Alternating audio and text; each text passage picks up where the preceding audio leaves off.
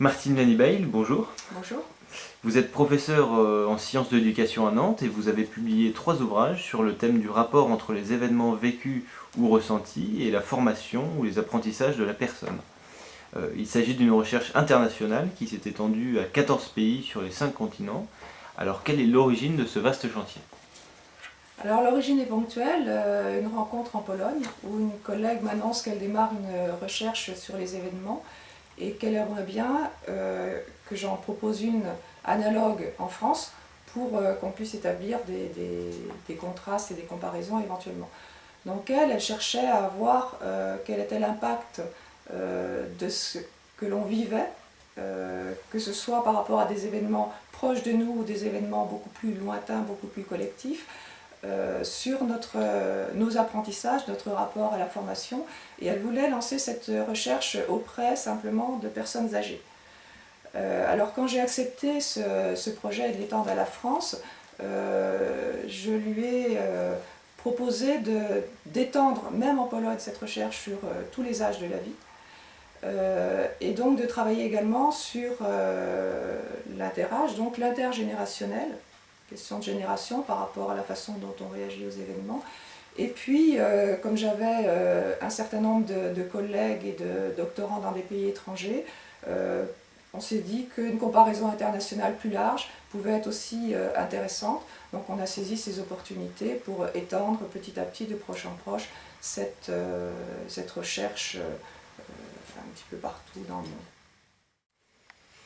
Et alors comment avez-vous procédé? Alors on a suivi un protocole commun, un petit questionnaire au départ où on demandait aux personnes quelles étaient leurs définitions de ce qu'on pouvait appeler événement personnel et événement global. Donc là on a repris l'appellation d'origine de la collègue polonaise et ça a été très intéressant parce que dans certains pays, événement personnel prenait le pas sur événement global et on arrivait à définir le personnel, et dans d'autres on pouvait définir l'événement global et l'événement personnel n'avait pas de sens. Donc déjà ces définitions posaient la personne par rapport à la conception qu'elle pouvait avoir dans sa culture de ce que pouvait être pour elle un événement qui l'avait marqué. Et puis on a complété par des questionnaires, des entretiens, pardon, pour aller un petit peu plus loin avec un certain nombre de personnes que ces réponses et ces définitions. Et puis, comme on avait donc énormément de corpus, ça a été réuni dans 3 ouvrages, en tout cas en France, qui ont été conçus pour pouvoir être abordés séparément les uns des autres, ou éventuellement, évidemment, en continuité, si on voulait avoir une idée beaucoup plus vaste et large de ce grand chantier. Alors en effet, les travaux sur l'impact d'événements sont surtout connus en histoire, naturellement, en sociologie ou en philosophie. Quels objectifs peuvent-ils revêtir en sciences de l'éducation?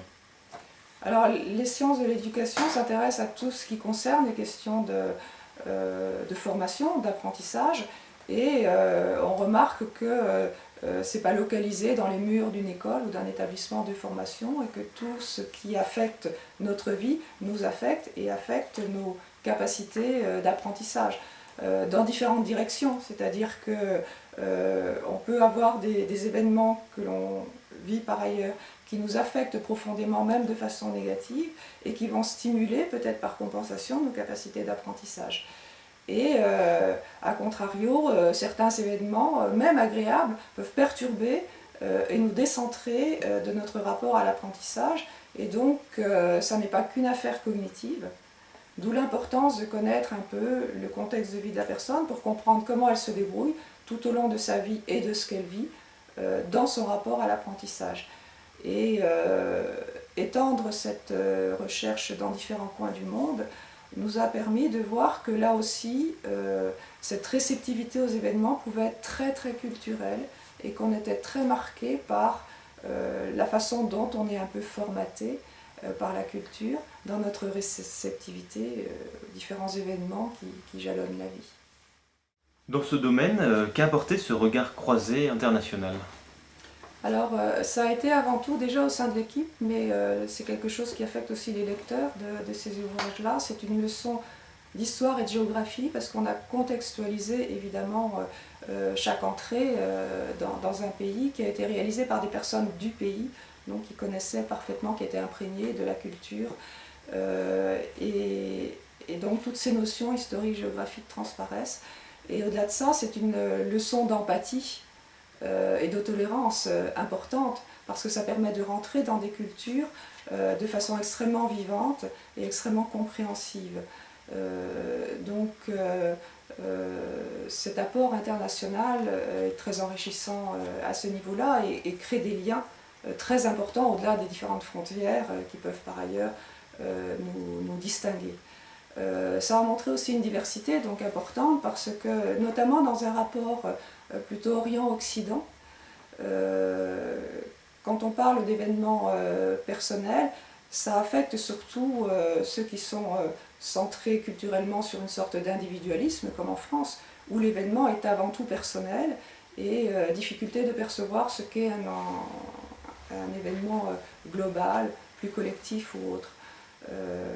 En Orient, c'était le contraire, c'est-à-dire pour eux, événement personnel, ça ne veut rien dire.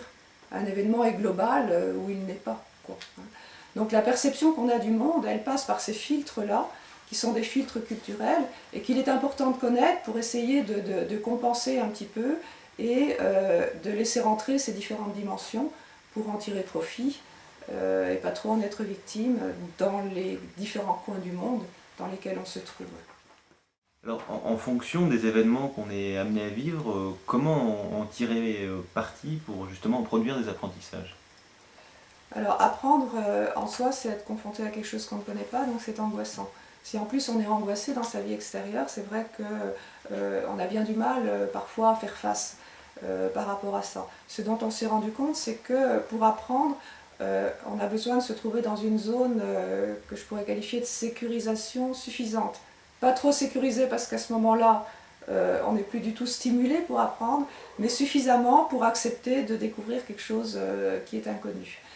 Et donc on a besoin de pare-feu entre nous et le monde pour se trouver dans cette zone de confort suffisant pour apprendre. Et donc ces pare-feux sont placés différemment selon les cultures. Donc nous on est vraiment très très étriqués sur soi dans nos cultures européennes et parfois la zone est beaucoup plus large. Et on a trouvé des pays un peu intermédiaires, par exemple les États-Unis, où on est un petit peu entre les deux. On n'est pas complètement dilué dans le collectif, mais on n'est pas non plus complètement rétracté sur l'individuel. Donc on a une zone de confort qui est un petit peu plus large et qui délègue un peu plus.